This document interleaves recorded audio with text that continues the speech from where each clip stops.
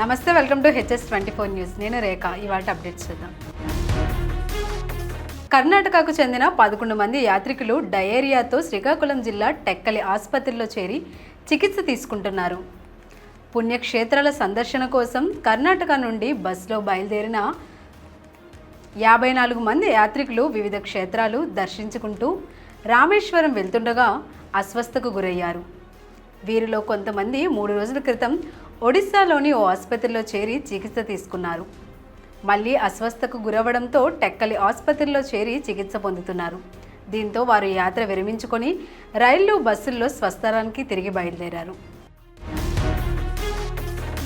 ఆంధ్రప్రదేశ్ రాష్ట్రంలోని నేడు అక్కడక్కడ భారీ వర్షాలు కురిసే అవకాశం ఉందని విపత్తుల నిర్వహణ సంస్థ MD రోనంకి కూర్మనాథ్ తెలిపారు. అల్లూరి సీతారామరాజు జిల్లాలో మోస్తరు నుండి భారీ వర్ష సూచన ఉన్నట్లు తెలిపారు. విజయనగరం, పార్వతీపురం, మన్యం, ఏలూరు, పల్నాడు, ప్రకాశం జిల్లాల్లో అక్కడక్కడ పిడుగులతో కూడిన తేలికపాటి నుండి మోస్తరు వర్షాలు కురిసే అవకాశం ఉందన్నారు. కర్నూలు, నంద్యాల, వైఎస్ఆర్, అన్నమయ్య, తిరుపతి జిల్లాల్లో తేలికపాటి నుండి మోస్తరు వర్షాలు కురిసే సూచనలు ఉన్నాయని తెలిపారు. మిగతా జిల్లాల్లోనూ తేలికపాటి వర్షాలు పడే అవకాశం ఉంది. పిడుగులు పడటంతో పాటు ఈదురుగాలులు వీచే అవకాశం ఉందని ప్రజలు అప్రమత్తంగా ఉండాలని రోనంకి కూర్మనాథ్ తెలిపారు.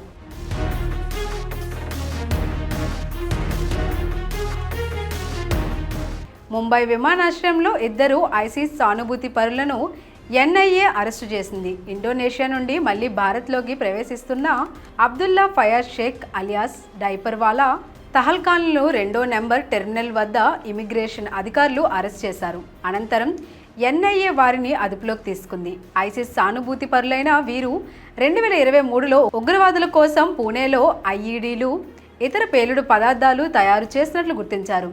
అదే కేసులో 8 మంది ఐసిస్ సానుభూతి పరులను అరెస్ట్ చేయగా వీరిద్దరూ మాత్రం NIA కళ్ళుగప్పి ఇండోనేషియా పారిపోయారు.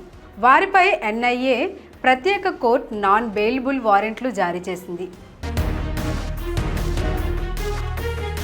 ఆపరేషన్ సింధూర్ సమయంలో పాకిస్తాన్కు బహిరంగంగా మద్దతు ప్రకటించిన తుర్కియే దేశంపై భారత్లోని అన్ని వర్గాలు మండిపడుతున్నాయి.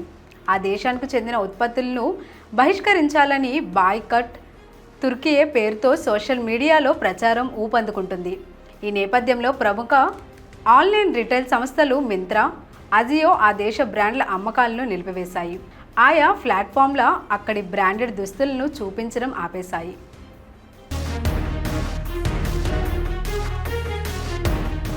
పాకిస్తాన్కు గూఢచర్యం చేస్తూ భారత్ సున్నితమైన సమాచారాన్ని చేరవేస్తున్నాడన్న ఆరోపణలపై హర్యానాలోని ఓ విద్యార్థిని పోలీసులు అరెస్ట్ చేశారు.